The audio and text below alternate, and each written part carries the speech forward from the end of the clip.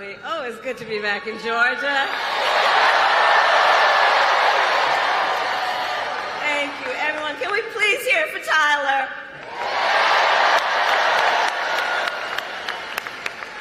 I want to thank Tyler for that incredible introduction. I invited him and several other young entrepreneurs to come and visit with me at the White House, and we had a really very long and important conversation about the future of America. And Tyler, you represent the best of our future. Thank you for that.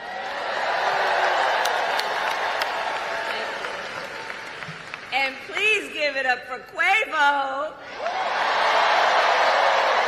and Megan.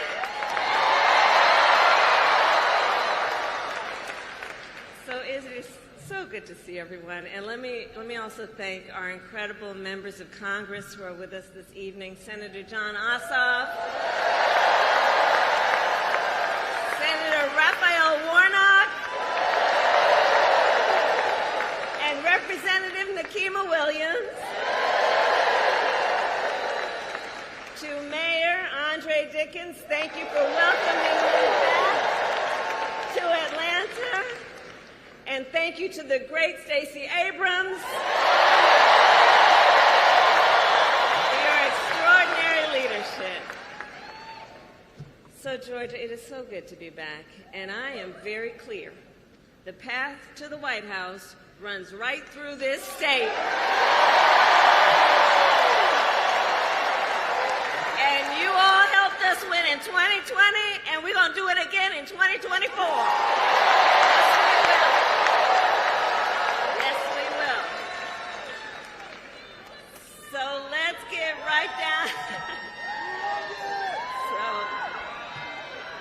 So I'm gonna get into some business now.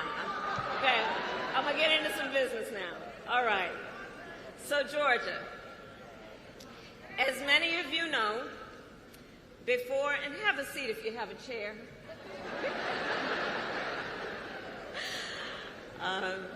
As many of you know, before I was elected vice president, and before I was elected a United States Senator, I was an elected Attorney General and an elected District Attorney.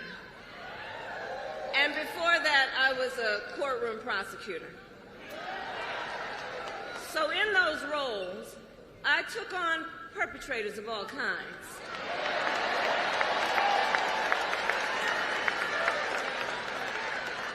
Predators who abused women. Fraudsters who ripped off consumers. Cheaters who broke the rules for their own gain. So hear me when I say, I know Donald Trump's type.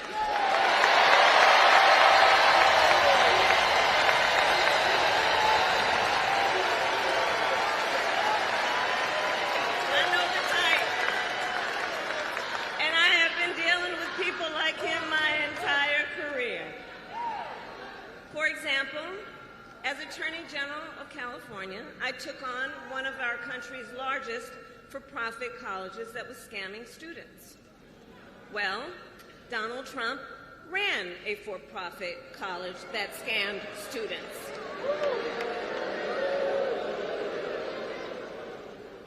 As a prosecutor, I specialized in child sexual abuse cases and sexual abuse cases. Well, Trump was found liable for committing sexual abuse. And as an Attorney General, I held the big Wall Street banks accountable for fraud. Donald Trump was just found guilty of fraud.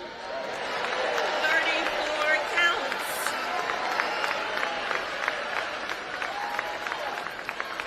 So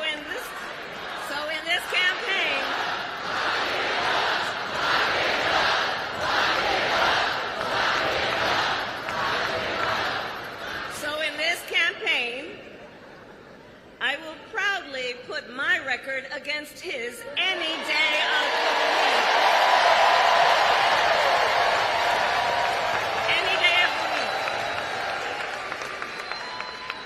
week. Including, for example, on the issue of immigration. So I was the Attorney General of a border state. In that job, I walked underground tunnels between the United States and Mexico on that border with law enforcement officers. I went after transnational gangs, drug cartels, and human traffickers that came into our country illegally. I prosecuted them in case after case, and I won. Donald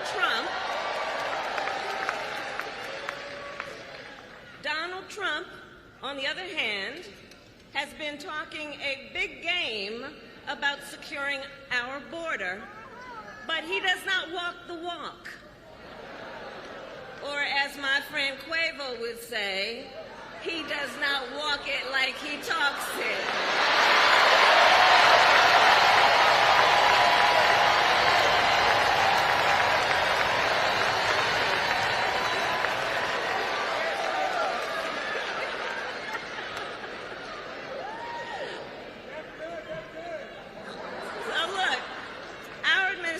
Worked on the most significant border security bill in decades. Some of the most conservative Republicans in Washington, D.C. supported the bill. Even the Border Patrol endorsed it. It was all set to pass. But at the last minute, Trump directed his allies in the Senate to vote it down. Right. He tanked the bipartisan deal because he thought it would help him win an election. Which goes to show Donald Trump does not care about border security. He only cares about himself.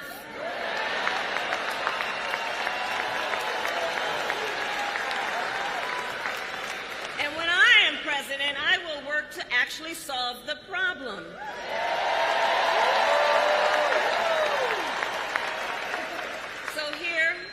My pledge to you. As president, I will bring back the border security bill that Donald Trump killed, and I will sign it into law and show Donald Trump what real leadership looks like.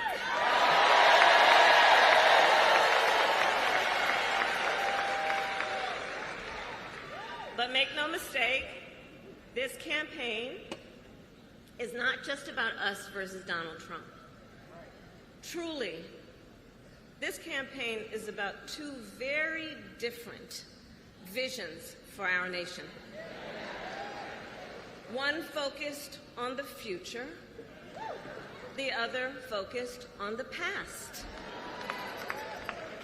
We believe in a future where every person has the opportunity to build a business, to own a home, to build intergenerational wealth, a future with affordable health care, affordable child care, paid leave. And all of this is to say, building up the middle class will be a defining goal of my presidency.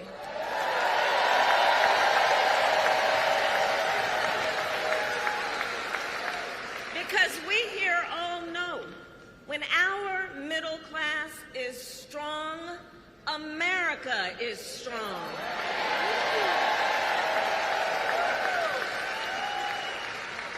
And to keep our middle class strong, families need relief from the high cost of living so that they have a chance not just to get by, but to get ahead.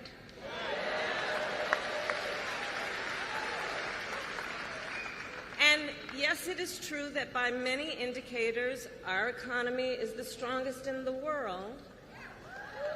But while inflation is down and wages are up, prices are still too high. You know it and I know it. And when we win this election, here's what we're going to do about it.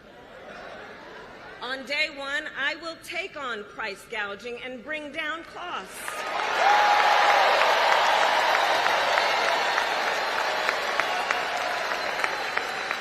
We will ban more of those hidden fees and surprise late charges that banks and other companies use to pad their profits. will take on corporate landlords and cap unfair rent increases.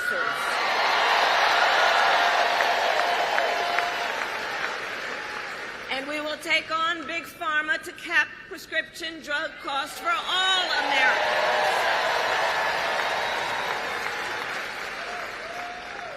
Our plan will lower costs and save many middle-class families thousands of dollars a year.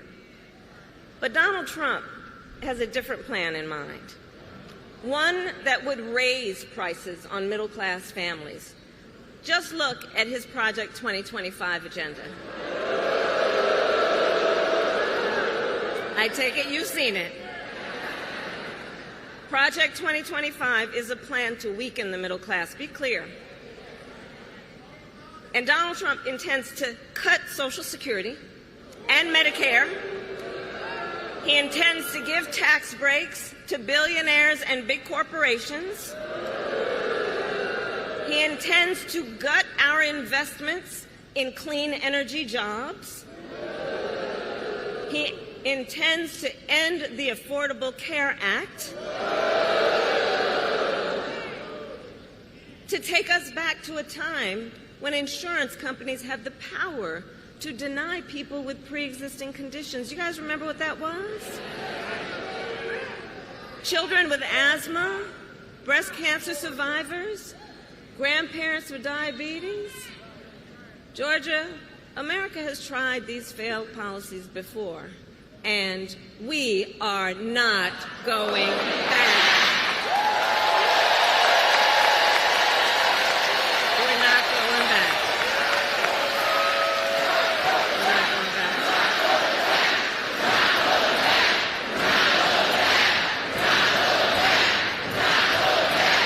That's right. And we are not going back because ours is a fight for the future. And it is a fight for freedom. Across our nation, we are witnessing a full-on assault on hard-fought, hard-won freedoms and rights.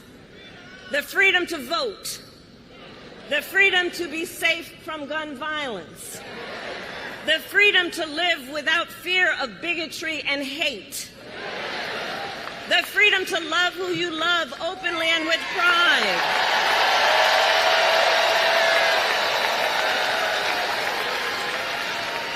The freedom to learn and acknowledge our true and full history.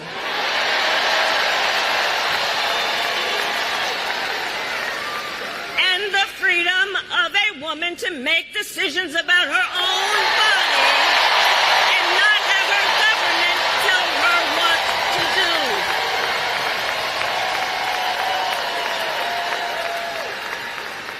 Ours is a fight for the future and for freedom. And I don't have to tell folks in Atlanta that generations of Americans before us led the fight for freedom. And now, the baton is in our hands.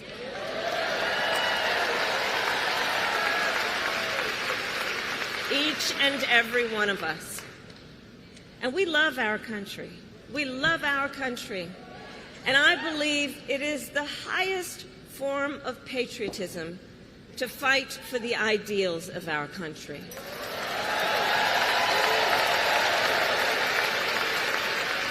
And so, we who believe in the sacred freedom to vote will finally pass the Freedom to Vote Act and the John Lewis Voting Rights Advancement Act.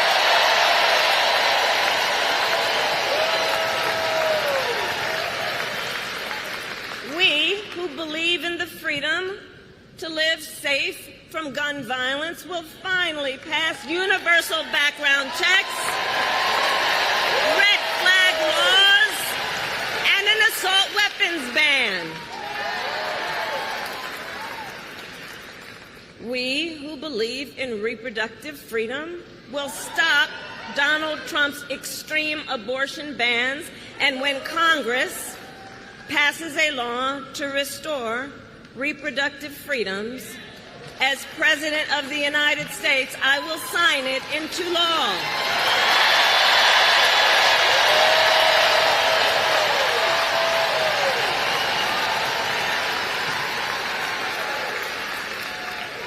So November 5th is in 98 days. And so, in 98 days, and let's level set. Friends, let's level set. We have a fight in front of us. We have a fight in front of us, and we are the underdogs in this race. We are. But you see, this is a people-powered campaign. Ours is a people-powered campaign. In fact, after I announced my candidacy, we saw the best week of grassroots fundraising in presidential campaign history.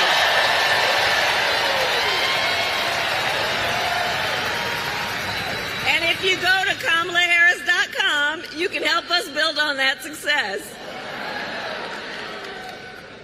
So the momentum in this race is shifting.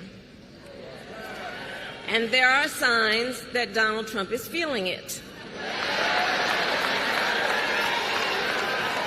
You may have noticed. So last week, you may have seen, he pulled out of the debate in September he had previously agreed to.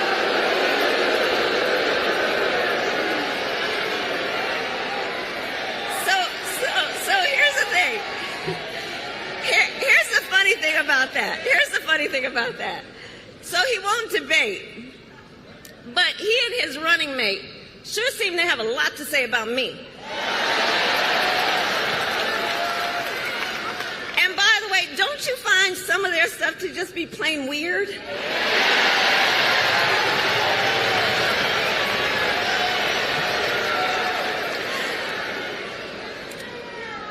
Well, Donald,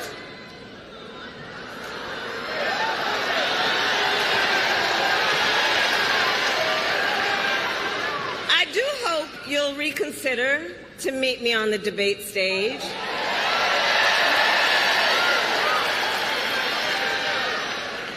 Because as the saying goes, if you've got something to say, say it to my face.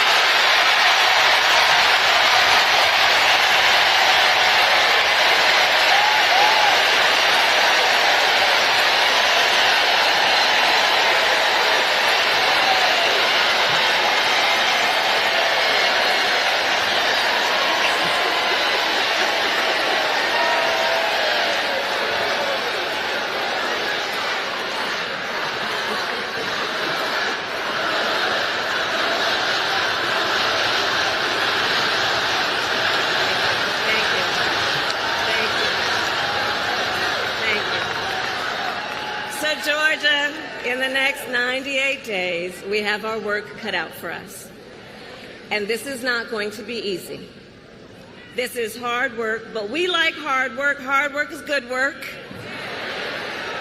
So, Georgia, today I ask you, are you ready to get to work?